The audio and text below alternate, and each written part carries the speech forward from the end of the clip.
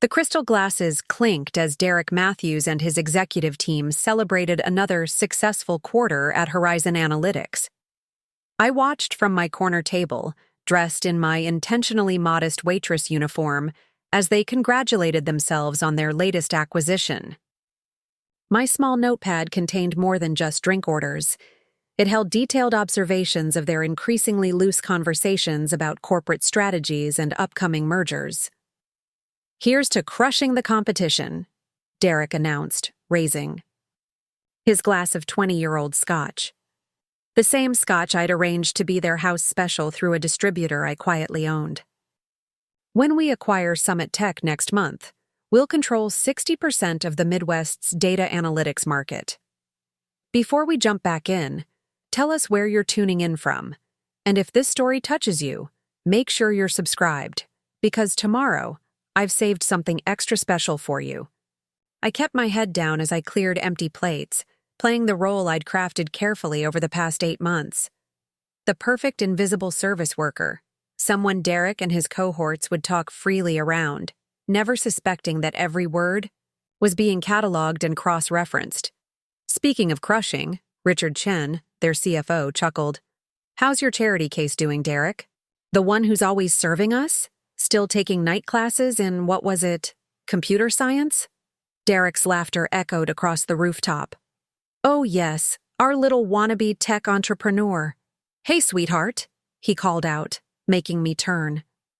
"How's that startup dream coming along? Still thinking you'll be the next Steve Jobs?" I forced a mild blush and ducked my head, portraying the exact mix of embarrassment and determination that made them view me as harmless entertainment. "Still studying, sir?" I replied softly. "Just trying to learn the business." More laughter erupted from the table. If they'd been more observant, they might have noticed that my uniform, while modest, was tailored perfectly. That my shoes, while practical, were handcrafted Italian leather. That my simple silver necklace was a custom Cartier piece worth more than their monthly salaries. "Well, keep dreaming," Derek smirked, waving his empty glass for a refill.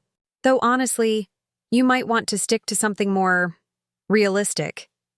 Tech is a man's world, sweetheart. Wouldn't want you to waste all that tuition money." I poured his scotch with practiced precision, remembering the day 6 years ago when my own tech company, Phoenix Dynamics, had begun quietly acquiring shares in Horizon Analytics through a dozen different shell corporations. The same company that had just purchased the building housing this restaurant, along with the rest of the block. "Did you hear about that mysterious investor buying up tech companies in the region?" Richard asked, loosening his tie. "They say Phoenix Dynamics is behind it, but no one's ever even met their CEO. Probably some old boys club in Silicon Valley," Derek dismissed, checking his Rolex, the one he'd bragged about buying after their last hostile takeover. "As long as they stay out of our way with Summit Tech, they can remain mysterious." My phone vibrated silently. A message from Sarah, my chief operating officer. "Final preparations complete. Board meeting scheduled for tomorrow at 9 a.m., all. Evidence compiled." I refilled their water glasses one last time, knowing it would be my last night playing this role. Tomorrow, the carefully constructed facade would crumble, and Derek Matthews would learn exactly who had been serving his scotch and documenting his casual admissions of insider trading and market manipulation. The sun set over Chicago's skyline as the executives continued their celebrations, oblivious to the fact that in less than 12 hours, their world would implode. I touched the small camera disguised as a button on my uniform, confirming it was still recording. Every boast, every admission, every piece of evidence would be presented to the board tomorrow. "Another round for the conquering heroes?" I asked, maintaining my servile smile. "Keep them coming, sweetheart," Derek replied with a condescending wink. "Tomorrow's going to be a historic day for Horizon Analytics." On that point, at least, we completely agreed. Back in my private office, 30 floors above the restaurant, I finally let my mask slip. The humble waitress uniform was replaced by a tailored Armani suit as Sarah pulled up our latest acquisition reports on the wall of monitors. The transformation. felt symbolic. From invisible server to CEO of a tech empire that had been systematically acquiring every company Derek Matthews had ever undervalued. The board members have all confirmed attendance, Sarah reported, her fingers dancing across her tablet, including those 3 he thought were loyal to him. Amazing what people will reveal when they discover their CEO has been manipulating stock prices for personal gain. I settled behind my desk, reviewing the evidence we'd gathered. 8 months of playing waitress had yielded more than just recordings of drunken boasts. Derek's team had a habit of leaving confidential documents on their table, assuming the lowly server couldn't understand their complexity. They never noticed me photographing each page with the micro camera hidden in my watch. Attempt to acquire Summit Tech? I asked, though I already knew the answer. Sarah's smile was razor-sharp. Failed spectacularly this afternoon. We secured the controlling shares through our Singapore subsidiary. He doesn't know it yet, but he just lost $100 million in promised investments. The monitors displayed a complex web of corporations, all leading back to Phoenix Dynamics. Each node represented a company we'd rescued from Derek's predatory tactics. He had a pattern: identify promising tech startups, especially those led by women or minorities, then use his market position to strangle their funding until they were forced to sell at pennies on the dollar. Julie Chen from HR sent the final employee lists, Sarah continued. 312 talented people he's forced out over the past 5 years. Programmers, engineers, designers, all because they didn't fit his corporate culture. I pulled up the dossier on Derek's latest victim, a brilliant software engineer who'd developed a revolutionary data encryption algorithm. Derek had mockingly offered her half the market value for her company, suggesting she was lucky to get that much, given the circumstances. The circumstances being that she was a woman in tech. Is Maria ready with the press releases? I asked, reviewing tomorrow's timeline once more. Associated Press, Wall Street Journal, and Tech Insider all have reporters attending the board meeting. The story's already written. They're just waiting for the dramatic reveal. My phone lit up with a message from our head of security. Surveillance. Confirms Matthews' team has left the restaurant. All systems in place for tomorrow. I walked to the window, looking down at the Chicago skyline. Somewhere out there, Derek was probably rehearsing his triumphant board meeting speech, unaware that his presentation about the Summit Tech acquisition would never happen. Instead, he'd face evidence of every backroom deal, every manipulated stock price, every destroyed career. The restaurant staff have been informed that their jobs are secure, Sarah added, though they're disappointed to lose their favorite waitress. I smiled, remembering the genuine friendships I'd built over the past months. Unlike Derek, I'd learned that true power comes from respecting everyone, regardless of their position. The restaurant staff had become unwitting allies, sharing snippets of conversations and warning me when Derek's team was particularly loose-lipped. What about his inner circle? I asked, turning back to the monitors. All compromised. Richard's been embezzling through a shell company he thought was untraceable. Michael's been insider trading using his wife's account. Taylor's been selling company secrets to competitors. We have documentation of everything.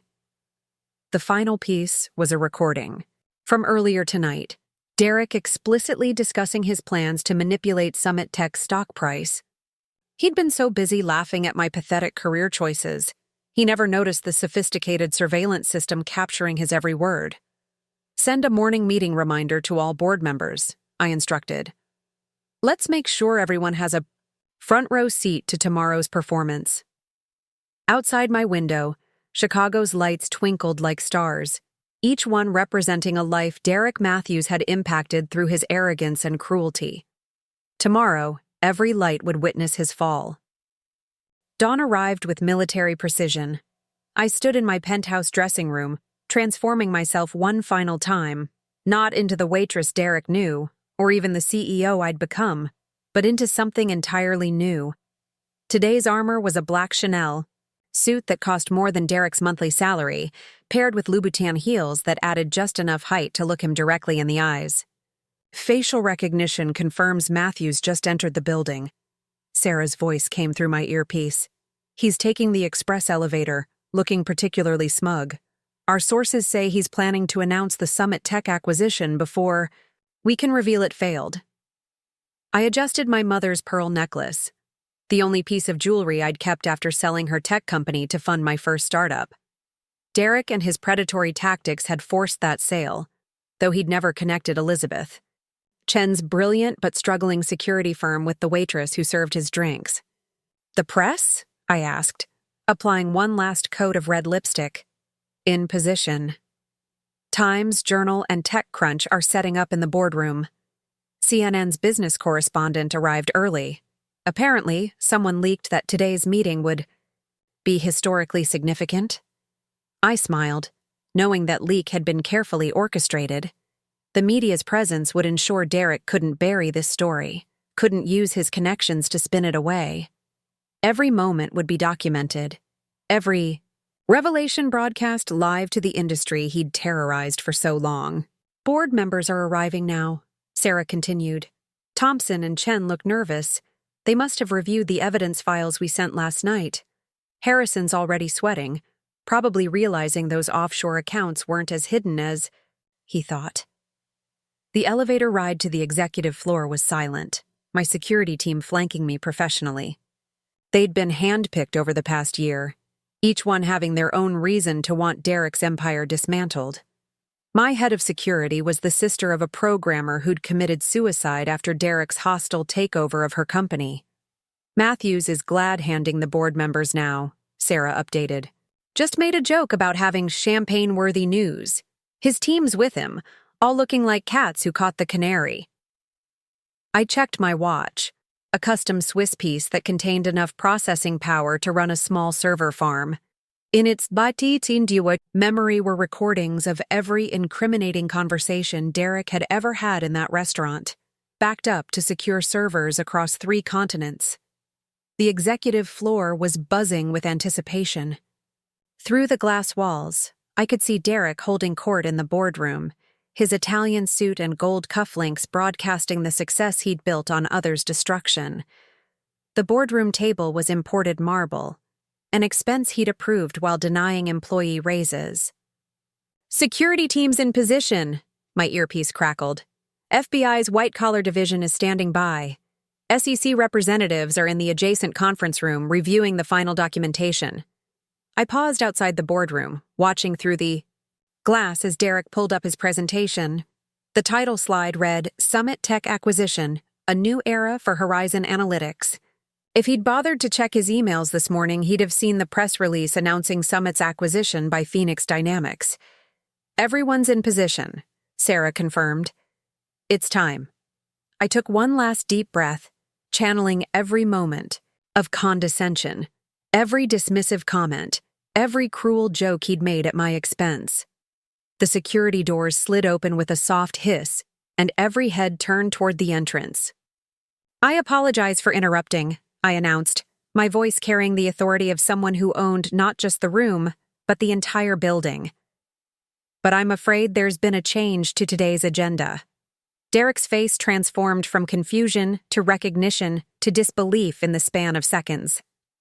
The champagne glass in his hand trembled slightly as he processed the waitress who'd served him for months standing before him in CEO attire, holding a folder thick with evidence of his crimes. "You," he whispered, his arrogance cracking for the first time. "Me," I confirmed, taking my place at the head of the table. "Now, shall we discuss the real state of Horizon Analytics?" The boardroom crackled with tension as I took control of the presentation system with a single tap on my phone. Derek's triumphant Summit Tech slides disappeared, replaced by Phoenix Dynamics' corporate logo.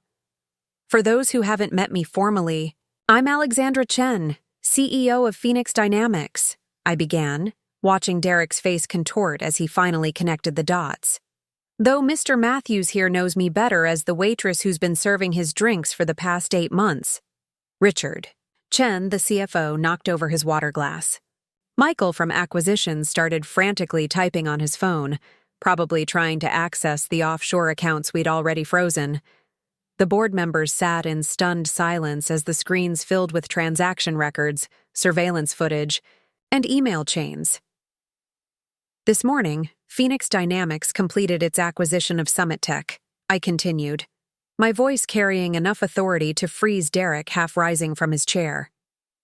This was the final piece in a 2-year strategy that began when we noticed a pattern of predatory acquisitions targeting women and minority-led tech companies in the Midwest. Sarah entered silently, distributing detailed dossiers to each board member. The folders contained everything, from Derek's manipulated stock reports to recordings of him bragging about how he engineered hostile takeovers. "You can't do this," Derek finally managed, his face flushing red.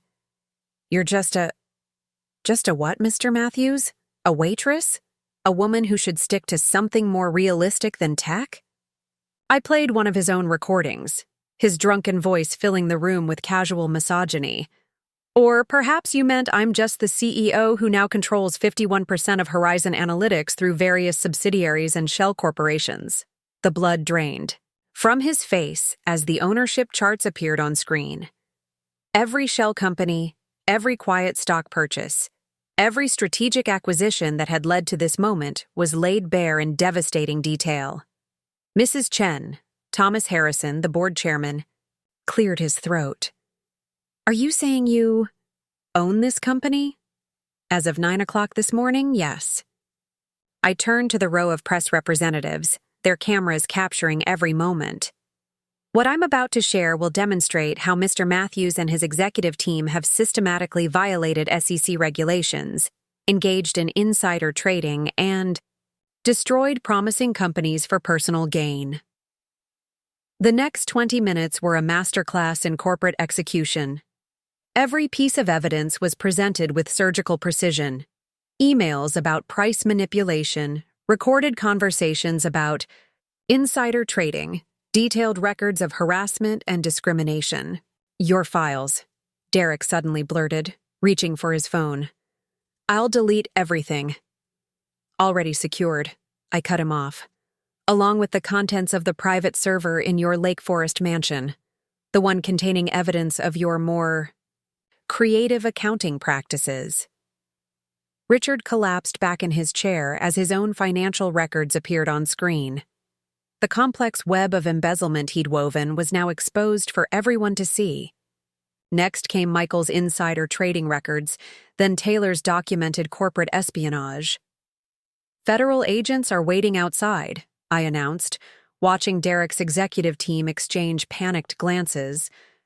"They're particularly interested in discussing certain overseas transactions that coincidentally aligned with your recent acquisitions." The board members were now pouring through their dossiers, their expressions shifting from shock to anger as they realized how thoroughly they'd been deceived. Several were already reaching for their phones, undoubtedly calling their lawyers. "As of this moment," I continued, "Derek Matthews, Richard Chen, Michael Foster, and Taylor Williams are terminated from their positions at Horizon Analytics, effective immediately. Security will escort you to your offices to collect your personal belongings.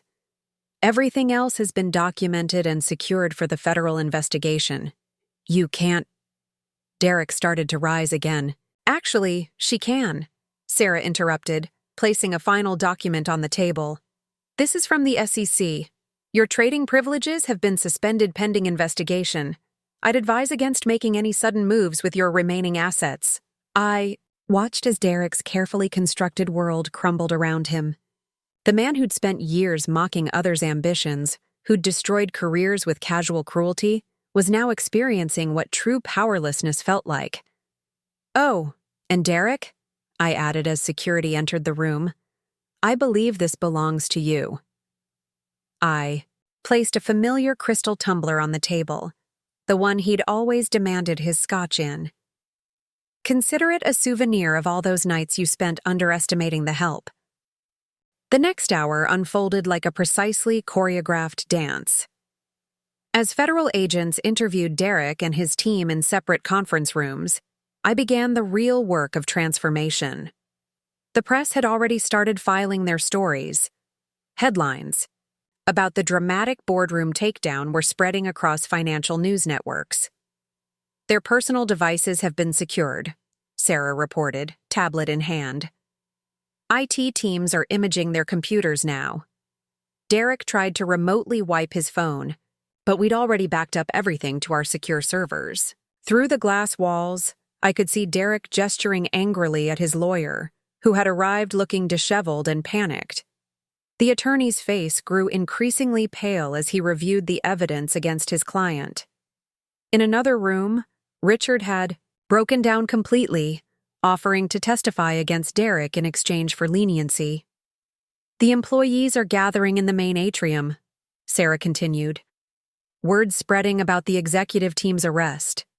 HR's reporting multiple incidents of previously undisclosed harassment coming to light. I straightened my suit and headed for the elevator. It was time to address the people who'd suffered under Derek's toxic leadership. The atrium was packed when I arrived, hundreds of employees waiting anxiously to understand what was happening to their company. "Good morning," I began, my voice carrying across the suddenly silent space. "My name is Alexandra Chen. Until an hour ago, most of you knew me as the waitress who served drinks at the Summit Room. Today, I'm here as the new CEO of Horizon Analytics." The murmurs started immediately. I could see recognition dawning on faces.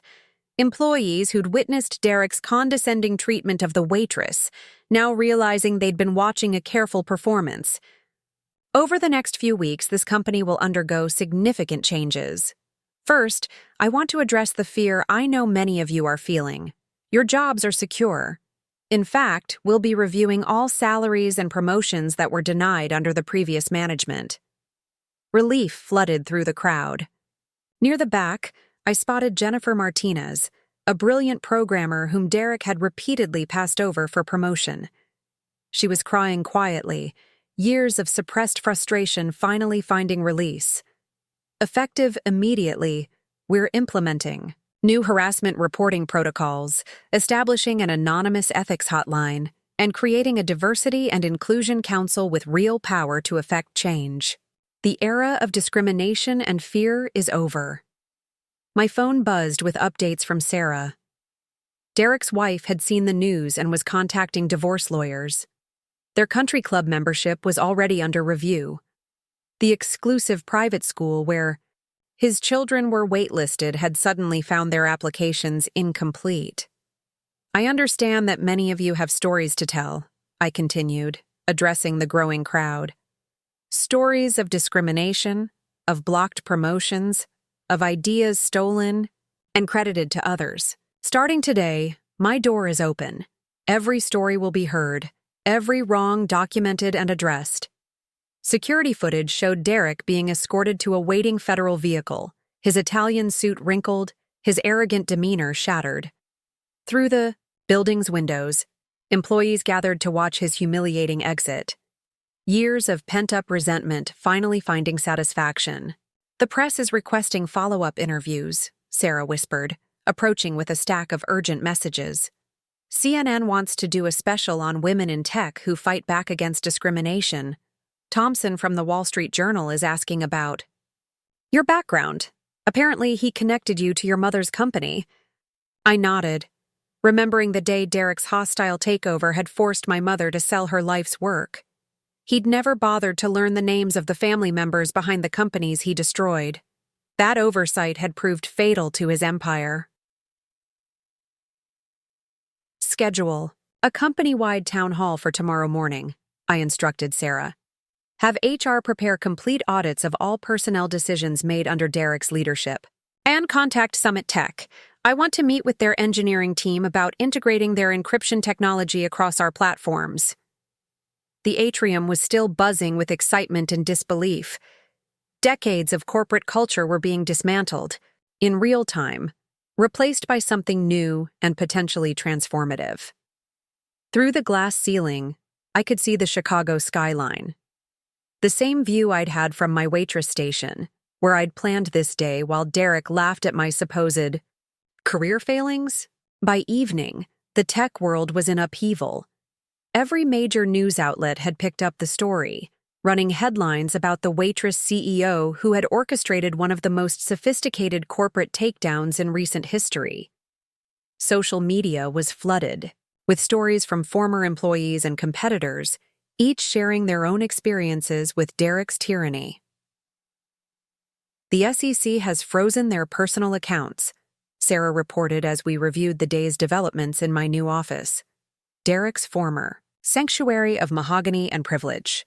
They found some interesting transactions. Apparently, Derek was planning to short Summit Tech's stock before forcing the acquisition. I moved his pretentious art collection into storage, replacing it with works from artists he'd dismissed as too ethnic for corporate decor. His custom leather chair, which he'd bragged cost more than a junior developer's monthly salary, would be auctioned off to fund a new employee education program. "What's the status on the external audits?"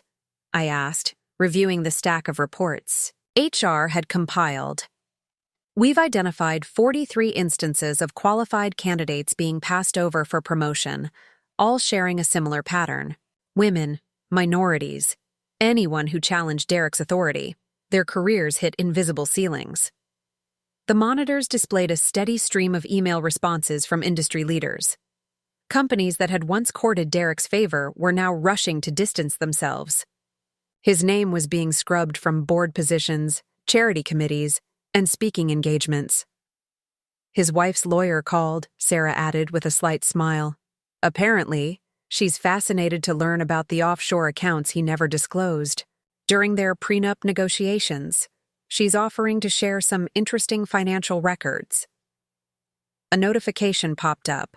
Another former employee had gone public with their story. This time it was a young Indian engineer whose revolutionary algorithm had been stolen and patented under Derek's name. The patent would be rightfully reassigned tomorrow, along with back royalties. "The restaurant staff sent this over," Sarah said, placing a bottle of Derek's favorite scotch on my desk. "They said it's been interesting watching the security footage of his previous visits, now that they understand what was really happening." I smiled, remembering the genuine friendships I'd built with the waitstaff. Unlike Derek, they'd seen past appearances, treating everyone with respect regardless of perceived status. They'd become unwitting allies in his downfall, their observations providing valuable insights into his network and vulnerabilities. "Summit Tech's CEO is on line 1, Sarah announced. Their team is excited about the merger, especially now that they understand it's a true partnership, not a hostile takeover. The call was brief but productive.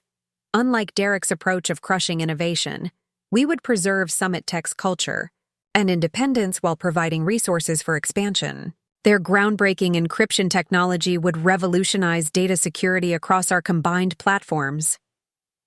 "Legal just finished reviewing the employee complaints," Sarah continued after the call.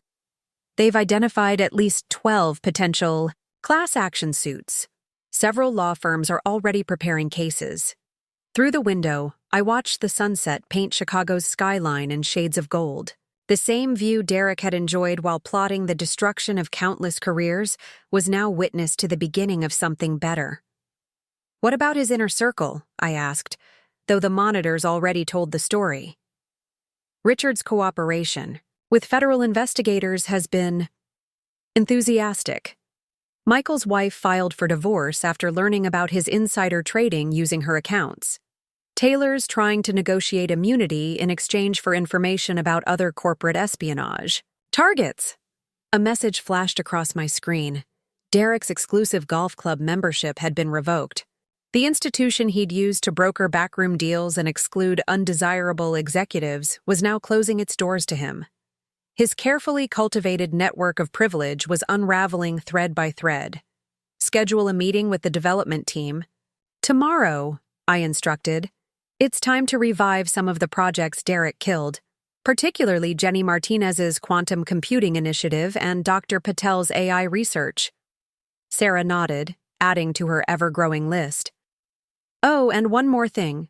Derek's lawyer quit. Apparently, he found some conflicts of interest after reviewing the complete evidence package." Morning brought fresh revelations.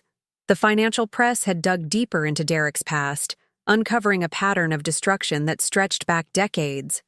Companies he'd claimed to have saved were revealed as victims of calculated sabotage, their innovations stolen, their founders discredited. His defense strategy leaked, Sarah announced, entering my office with her morning briefing. He's claiming you manipulated him, used your position as a waitress to gather privileged information. His new lawyer's trying to paint this as corporate espionage. I pulled up the surveillance footage from the summit room, displaying dozens of clips of Derek freely bragging about his illegal activities. Send these to the prosecutor's office. Let's see him explain how being overheard breaking the law in public constitutes espionage. The company's internal transformation was already visible. Teams that had been siloed under Derek's leadership were collaborating openly. Ideas that had been suppressed were finding new life. In the development wing, Jenny Martinez was leading a meeting about her quantum computing project, her confidence growing with each passing hour. The external audit team found something interesting, Sarah continued. Derek had a secret ranking system for employees. Anyone he deemed culturally unsuitable was automatically passed over for promotion, regardless of performance. The list was illuminating. Brilliant minds systematically suppressed because they didn't fit Derek's narrow vision of success. Each name represented talent wasted, innovations stifled, careers derailed by prejudice, masked as corporate policy. Institute. An immediate review of all performance evaluations from the past 5 years, I instructed. Cross-reference them with actual project contributions. I want to know every instance where credit was stolen or accomplishments were buried. A notification flashed. Another of Derek's victims had come forward. This time, it was a former VP who'd been forced out after questioning the company's ethical practices.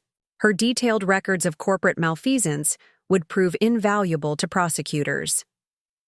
The board's ethics committee is waiting in conference room A, Sarah reported. They've reviewed the complete evidence package and want to discuss implementing new oversight protocols. Before heading to the meeting, I paused at my office window. Below, workers were removing Derek's reserved parking sign, a small but symbolic change. His precious imported car had been impounded by federal agents, along with other assets potentially purchased with ill-gotten gains. Update from the FBI's forensic accounting team, Sarah added. They've traced the money from that mysterious server crash last year, the one that destroyed evidence of workplace harassment. Payments went through 7 shell companies before landing in Derek's private account. The ethics committee meeting was productive. Board members who'd once rubber-stamped Derek's decisions were now eager to establish real accountability. Every proposal for reform was met with enthusiastic support, their fear of legal liability converting into genuine commitment to change. Summit Tech's integration team arrived early, Sarah reported after the meeting. They're already collaborating with our development group on expanding their encryption protocol. The energy in the tech department is incredible. Walking through the office, I could feel the shift in atmosphere. Employees who'd once hurried past executive offices with downcast eyes now moved with purpose. Conversations were animated, ideas flowing freely without fear of retaliation or theft. Derek's country club membership isn't the only thing he's lost, Sarah noted, checking her tablet. The prestigious Tech Innovation Award he was scheduled to receive next month? The committee saw our evidence and decided to give it to Maria Santos instead, the engineer whose facial recognition algorithm he claimed as his own. The monitors tracked the continuing fallout. Derek's carefully constructed reputation was unraveling across every platform. Industry leaders who'd once sought his mentorship were publicly denouncing his methods. Companies began internal reviews, fearing they might harbor similar toxic practices. His alma mater called, Sarah added with satisfaction. They're removing him from their distinguished alumni wall. Apparently, federal indictments don't align with their values.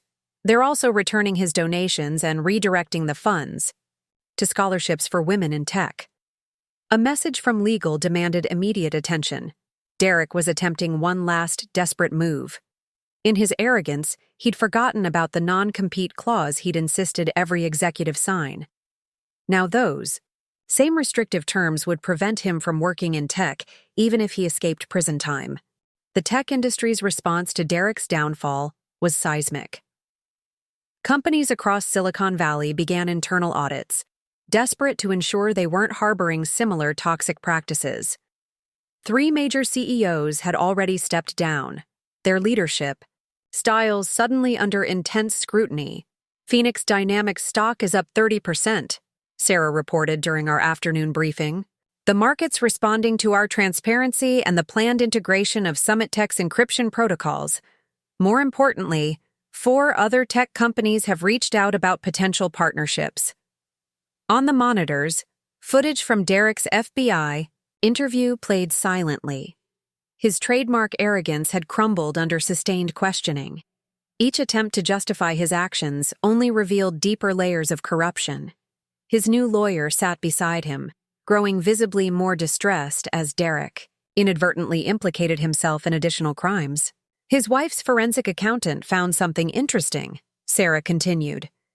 Remember that children's coding charity Derek claimed to support? Turns out he was using it to launder money from his market manipulation schemes. The FBI's investigating every donation he's made in the past decade. The revelation sparked another wave of resignations from charitable boards where Derek had held positions.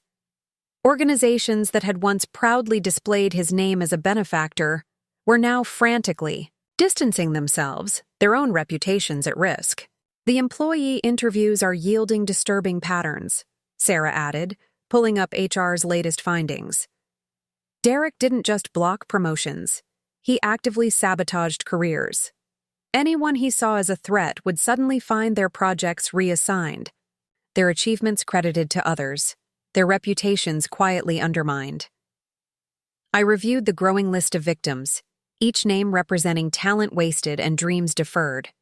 Marco Rodriguez, whose revolutionary cloud computing architecture had been stolen and patented under Derek's name. Dr. Sarah Kim, whose groundbreaking AI research had been buried because she refused his advances. Dozens more, their innovations, suppressed or stolen to maintain Derek's illusion of superiority. The summit room staff sent over their security footage, Sarah said, a hint of satisfaction in her voice. 8 months of Derek's business dinners, every boast and confession captured in high definition. His lawyer's face when he saw the compilation was memorable. Through my office window, I watched workers installing new signage on the building. The Horizon Analytics logo was being replaced with a design that incorporated elements from both our companies, a physical manifestation of the transformation underway. Richard's cooperation is proving invaluable, Sarah noted, referring to Derek's former CFO. He's provided documentation of every market manipulation scheme, every falsified report, every instance of insider trading. The SEC investigators are calling it a treasure trove of evidence. My phone buzzed with an urgent update. Derek had attempted to access the company's servers from a hidden terminal in his home office. Our IT team had been waiting for this, tracking his desperate attempt to delete incriminating files. Each keystroke only added to the evidence against him. The industry conference committee called, Sarah continued. They want you to deliver the keynote address next month. The topic? Transforming tech culture, from toxicity to transparency. They're particularly interested in our new corporate governance model. The afternoon brought a stream of revelations. 3 more companies Derek had destroyed were identified, their founders coming forward with detailed accounts of his predatory tactics. Tech blogs were running exposés on his mentorship program, revealing it as a sophisticated system for identifying and eliminating potential competitors. His mother's foundation issued a statement, Sarah added, displaying the press release. They're renaming the scholarship program he endowed and redirecting the funds to support underrepresented groups in tech. Apparently, she's horrified by his actions and wants to be part of the solution. A notification indicated that Derek's personal assistant had begun cooperating with investigators. The woman who'd once shielded him from consequences was now methodically documenting every instance of misconduct she'd witnessed. Her detailed records would prove devastating to his already crumbling defense. "The federal investigation is expanding," Sarah concluded. "They're looking into similar patterns at other companies in his network. This could be the beginning of a major industry cleanup." The weekend brought no respite for Derek's crumbling empire. While he sat in federal custody, unable to make bail due to flight risk concerns, his world continued to implode. Major tech publications were running special features examining how someone so openly toxic had maintained power for so long. "The venture capital firms are scrambling," Sarah reported, bringing in the Saturday morning briefing. "3 major funds that backed Derek's hostile takeovers have launched internal investigations. Their limited partners are demanding answers about due diligence procedures." The monitors displayed real-time updates from various investigative teams. Each hour brought new discoveries: hidden accounts, buried harassment settlements, systematic discrimination carefully disguised as business strategy. Derek's digital footprint was becoming a roadmap of corporate malfeasance. "His former fraternity brothers are distancing themselves," Sarah continued, pulling up social media analyses. "Remember how he bragged about that elite business network? They've scrubbed him from their history and are implementing new membership screening protocols." Through the glass walls of my office, I could see teams working through the weekend, not from fear as under Derek's regime, but from genuine excitement. The quantum computing group, led by previously sidelined engineers, had made a breakthrough that could revolutionize data processing. "Summit Tech's integration is exceeding expectations," Sarah noted. "Their team found synergies we hadn't even considered." The combined encryption technology is already attracting attention from major security firms. My phone lit up with a message from the FBI's Forensic Accounting Unit. They'd discovered a pattern in Derek's charitable donations. Each one coincided with a suspicious market movement or corporate raid. His philanthropy had been a sophisticated money laundering operation. "The class action lawsuit is growing," Sarah added. "Over 500 former employees have joined. Their stories are remarkably consistent. Careers derailed, innovations stolen, dignity systematically stripped away through calculated humiliation." The evidence room, once Derek's private conference suite, now housed thousands of documents chronicling his decades of destruction. Each file represented a life impacted, a dream deferred, an innovation suppressed to maintain his illusion of superiority. "His college roommate came forward," Sarah said, displaying a new email. "Apparently, Derek's first successful startup wasn't his at all. He stole the code from a scholarship student, then used legal threats to force them out of the industry. They're willing to testify." Outside, Chicago's weekend traffic moved steadily past our building. How many drivers, I wondered, had been impacted by Derek's toxic influence? How many brilliant minds had been forced to abandon tech dreams because they didn't fit his narrow definition of success? "The restaurant staff sent over something interesting," Sarah continued. "Security footage from 3 years ago shows Derek bragging about how he destroyed your mother's company. He actually laughed about forcing a stubborn female CEO into selling." I remembered that day clearly, watching my mother sign away her life's work, Derek's smug face across the negotiating table. He'd never bothered to learn her name, never realized that the waitress he mocked was the daughter of a woman whose innovation he'd stolen. "The federal prosecutors want to meet Monday," Sarah noted. "They're particularly interested in the pattern of targeting women-led tech companies. They're building a case for systematic discrimination under RICO statutes." A notification indicated that Derek's private jet had been seized. The aircraft, purchased with funds from questionable sources, would likely be auctioned to help compensate his victims. His pilot had provided investigators with logs showing suspicious flights to offshore banking havens. "The Tech Ethics Conference called again," Sarah added. They want to create a case study based on our takeover and transformation. They're calling it The Waitress Who Changed Silicon Valley. The name made me smile, thinking of all those nights, serving drinks while Derek and his cronies bragged about their latest conquests. Their assumption that a waitress couldn't understand their technical discussions had been their ultimate undoing. And one more thing, Sarah concluded, a rare smile crossing her face. Derek's prized Rolex collection, the one he claimed was worth millions. The authentication board just confirmed they're all counterfeits. Apparently, his luxury lifestyle was as fake as his success. Monday dawned with a fresh wave of revelations. Federal agents had spent the weekend executing search warrants at various properties owned by Derek's shell companies. Each location yielded new evidence of financial misconduct and corporate manipulation. His private storage unit was a goldmine, Sarah reported, spreading photographs across my desk. They found original documents from companies he destroyed, business plans, patent applications, prototype designs. He kept them as trophies. The images showed rows of carefully archived materials, each folder labeled with the name of a company he'd crushed.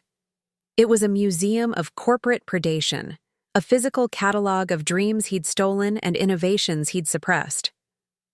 The tech industry watchdog groups are using this as a catalyst, Sarah continued. 3 major companies have already announced complete audits of their acquisition histories. They're terrified of being associated with similar practices. Through my office window, I watched a group of formerly sidelined developers heading to their morning meeting. Under Derek's leadership, they'd been relegated to maintenance work. Now, their innovative security protocols were revolutionizing our client protection systems. The federal investigation has expanded, Sarah noted, pulling up new reports. They're looking into the entire network of venture capital firms and private equity groups that enabled Derek's tactics. Several major players are already cooperating to save themselves. My phone buzzed with updates from our legal team. Derek's attempts to negotiate a plea deal had been rejected. The evidence was too overwhelming, the pattern of destruction too deliberate. Prosecutors were confident in their case, particularly with Richard's detailed testimony. His former executive assistant provided access to his private calendar, Sarah added. It reads like a masterclass in corporate terrorism. Every meeting meticulously planned to identify potential targets and orchestrate their downfall. The calendar revealed a systematic approach to destruction. Monday meetings to identify promising startups. Tuesday strategy sessions to plan their demise. Wednesday celebrations of another successful takeover. Each entry a new chapter in his Book of Corporate Predation. The employee support program is showing results, Sarah continued, switching to internal updates. The counseling services have been overwhelmed with people finally feeling safe enough to share their experiences. The stories are difficult to hear. I reviewed the preliminary reports, accounts of careers systematically destroyed, innovations buried, lives impacted by Derek's toxic leadership. Each testimony added to the growing picture of calculated destruction masked as business strategy. Summit Tech's team made a breakthrough, Sarah noted, her tone lightening. The combined encryption protocols are performing beyond expectations. 3 major government agencies have already expressed interest. The development floor was buzzing with energy. Teams that had been artificially separated under Derek's leadership were now collaborating freely. Ideas flowed without fear of theft or suppression, innovation flourishing in the absence of toxic control. The industry conference organizers called again, Sarah said. They want to expand your keynote into a full panel discussion. Transforming Tech Culture, a case study in corporate rehabilitation. Several other CEOs want to learn from our approach. Notification flashed. Another of Derek's victims had come forward. A brilliant young engineer whose quantum computing breakthrough had been stolen and buried because it threatened Derek's existing products. Her documentation would add another layer to the federal case. His social circle is imploding, Sarah reported, checking social media analytics. The elite clubs, the charity boards, the business roundtables. They're all rushing to erase any connection to him. His name is becoming toxic in every sphere he once dominated. Through the glass walls, I could see the former executive suite, being transformed into a collaborative innovation space. Derek's mahogany fortress was becoming a transparent workspace where ideas could flow freely, regardless of their source. And this just came in, Sarah concluded, displaying a final message. The prestigious Tech Leadership Award he won last year? The committee's not just rescinding it, they're establishing a new scholarship program for underrepresented groups in tech, funded by the fines from his case. The impact of Derek's downfall rippled through Silicon Valley like a digital tsunami. By Tuesday afternoon, a pattern emerged of other tech executives quietly stepping down, their leadership styles and acquisition histories suddenly under intense scrutiny. The FBI's forensic team found something interesting in his home office, Sarah announced, entering with the latest updates. Hidden behind his pretentious art collection was a safe containing USB drives. Each one holds detailed plans for destroying competing companies, some he hadn't even targeted yet. I reviewed the list of potential targets: innovative startups, women-led tech firms, companies developing technologies that could threaten his market position. Each file meticulously detailed vulnerabilities to exploit, people to compromise, strategies to destroy. His personal correspondence is particularly damning, Sarah continued. He had a network of informants in venture capital firms, tipping him off about promising startups before they went public. He'd then position himself as a mentor, gathering intelligence for future takeovers. The monitors displayed a steady stream of resignations across the tech sector. Board members who'd enabled similar practices were stepping down. Venture capitalists who'd participated in predatory acquisitions were facing investor revolts. The industry's power structure was experiencing an unprecedented shakeup. Jennifer's quantum computing team achieved something remarkable, Sarah noted, changing topics. Without Derek's restrictions, they've developed a processing architecture that outperforms anything on the market. 3 major tech firms have already reached out about licensing. Through the glass walls, I watched the transformation of our workspace. The hierarchical layout that had defined Derek's era was being replaced by collaborative spaces.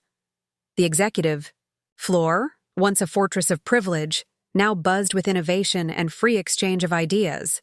The federal prosecutors added new charges, Sarah reported, checking her tablet. They're treating his pattern of targeting women-led companies as a separate RICO violation. His lawyers attempting to negotiate again, but they're not interested in deals. My phone lit up with an urgent message. Derek had attempted to access offshore accounts from the federal detention center. His clumsy effort had revealed 3 more hidden financial networks, each one a new thread for investigators to unravel. The Tech Ethics Board is implementing new industry guidelines, Sarah added. They're calling them the Chen Protocols, standards for identifying and preventing predatory corporate practices. Several major companies have already pledged to adopt them.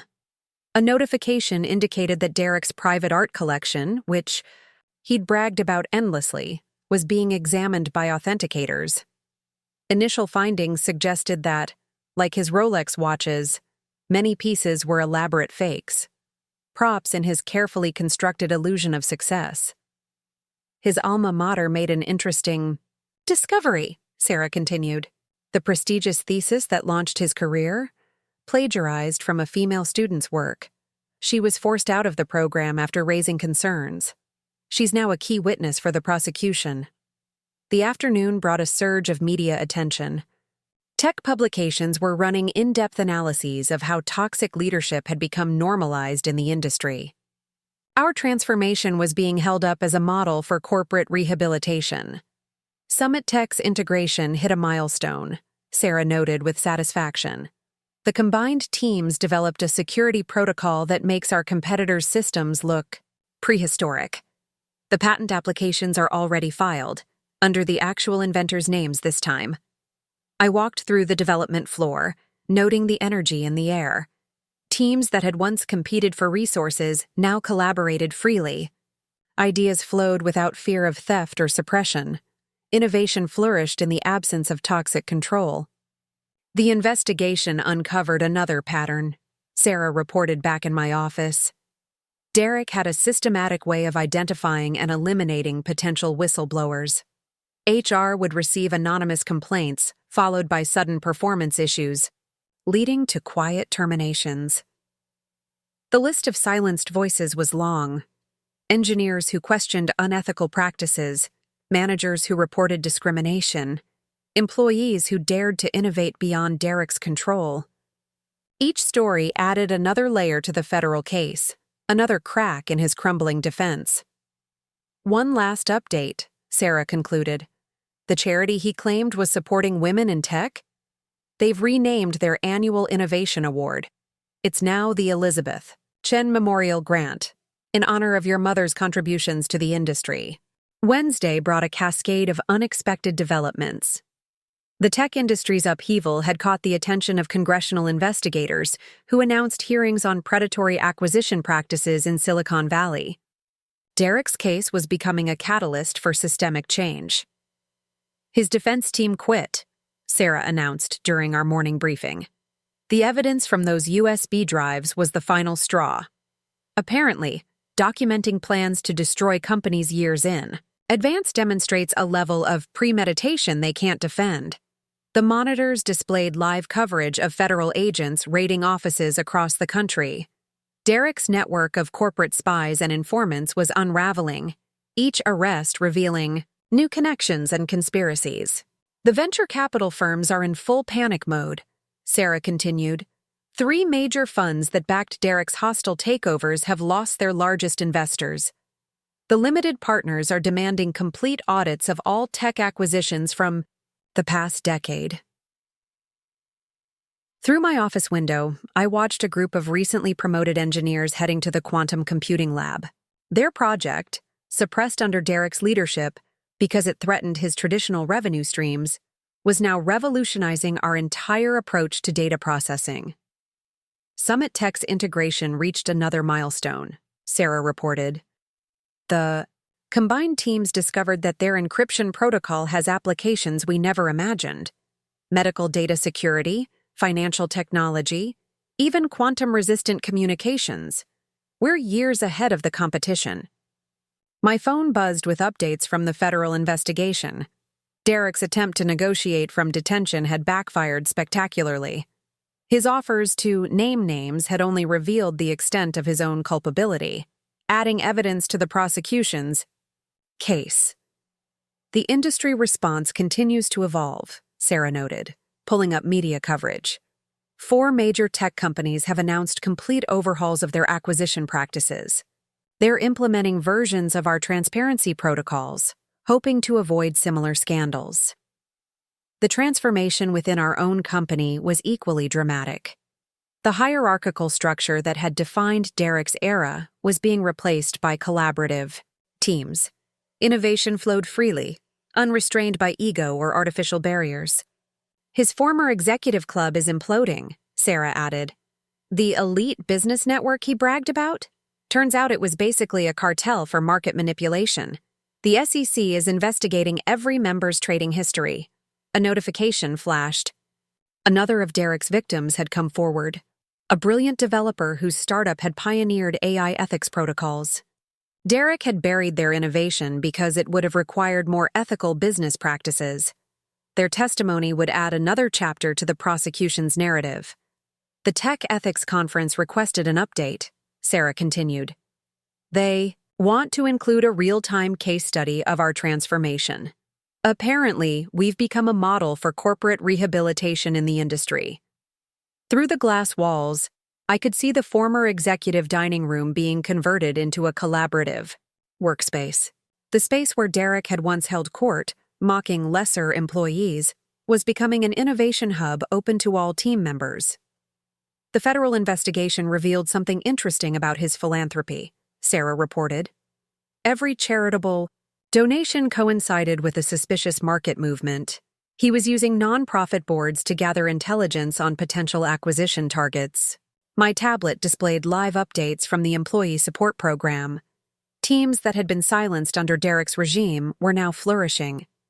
Ideas suppressed for years were finding new life, driving innovation across every department. The Industry Awards Committee made it official, Sarah noted. They're establishing the Phoenix Innovation Grant, specifically for entrepreneurs who've faced discrimination in tech. The first year's funding comes entirely from Derek's forfeited assets. The afternoon brought news from the prosecution team.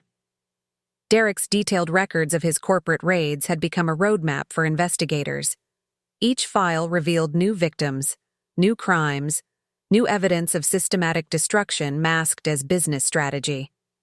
One last thing, Sarah concluded. Remember that coffee shop where he told me I should work instead of pursuing tech? They want to partner with us on a scholarship program for aspiring developers. They're calling it the Never Underestimate Initiative. Thursday's revelations hit the tech world like methodically placed demolition charges, each disclosure bringing down another pillar of Derek's carefully constructed empire. The federal investigation had expanded beyond individual crimes to expose an entire ecosystem of corporate predation. His private server yielded unexpected data, Sarah reported, spreading new evidence across my desk. He kept detailed rankings of potential targets, a kind of predator's playbook. Companies were scored based on vulnerability, with extra points for female or minority leadership. The documents revealed a systematic approach to destruction. Step 1. Identify promising innovations. Step 2. Infiltrate through mentor programs. Step 3. Manipulate market conditions. Step 4. Force distressed sales. Each move calculated, each victim carefully chosen. The Congressional Committee expanded their investigation, Sarah continued. They're looking at similar patterns. Across the industry, 3 major tech CEOs have already received subpoenas. Derek's case is becoming a blueprint for identifying corporate predation. Through the development floor windows, I watched teams that had once competed now collaborating on breakthrough projects.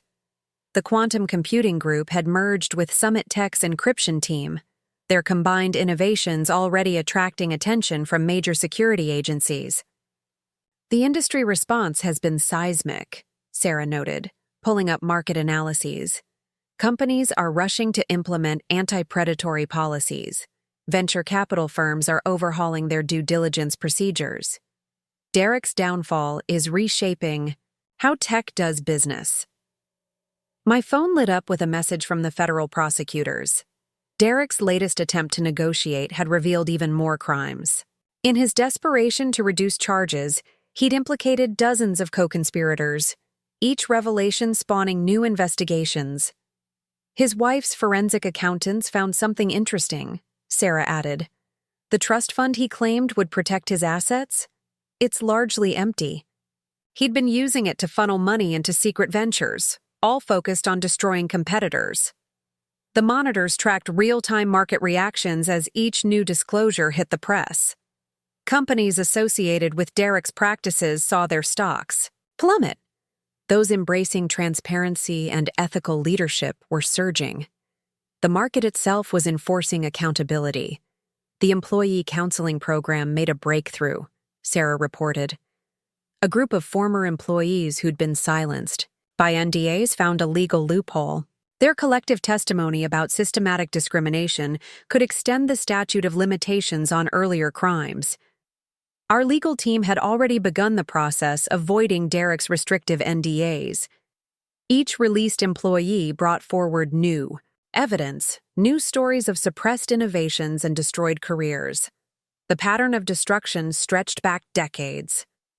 Summit Tech's integration hit another milestone, Sarah noted with satisfaction.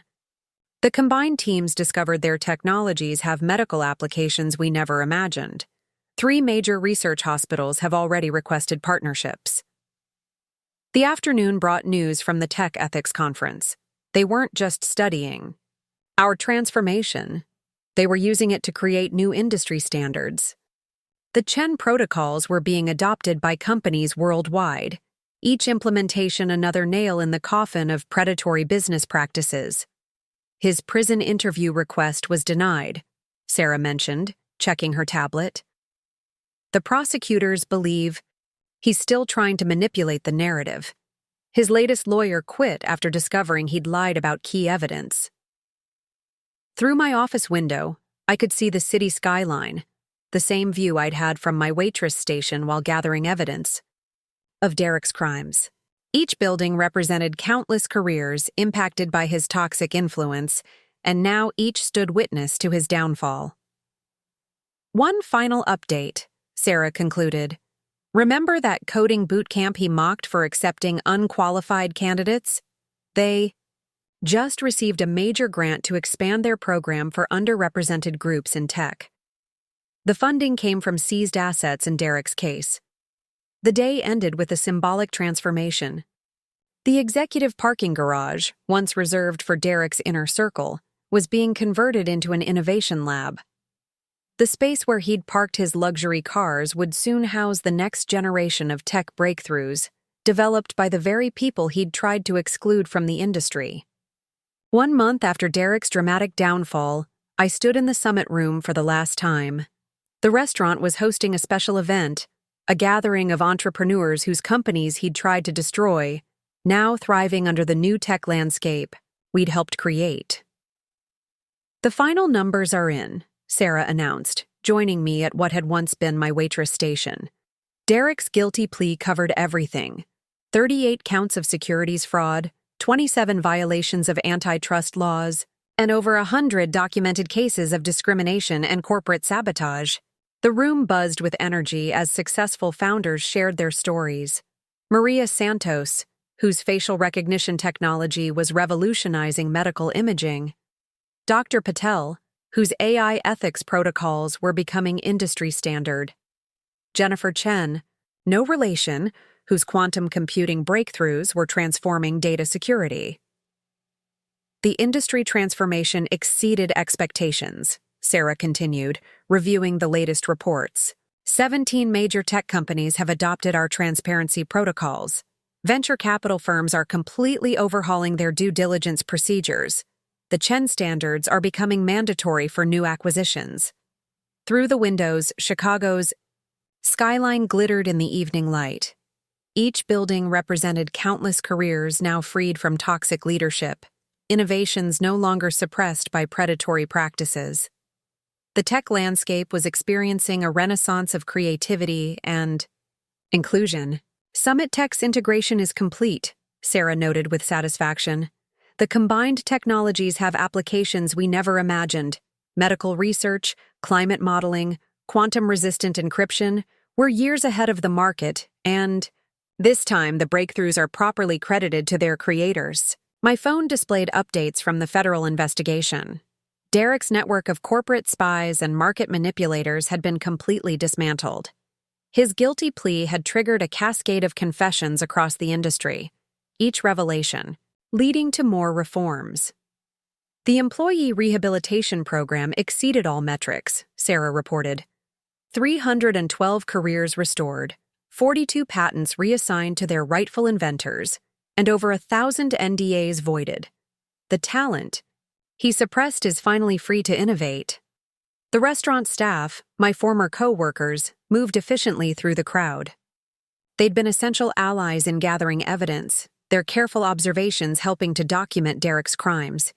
Each had received stock options in the transformed company, their futures now secure. His asset forfeiture is complete, Sarah added, checking her tablet. Everything he stole has been returned with interest. The remainder is funding scholarships and startup grants for underrepresented groups in tech. His entire fortune will be used to repair the damage he caused. A notification indicated that Derek's sentencing was scheduled for next week. The prosecution's recommendation was unprecedented: decades in federal prison, lifetime bans from corporate leadership, and complete forfeiture of all assets gained through illegal activities. The Tech Ethics Conference made it official, Sarah noted.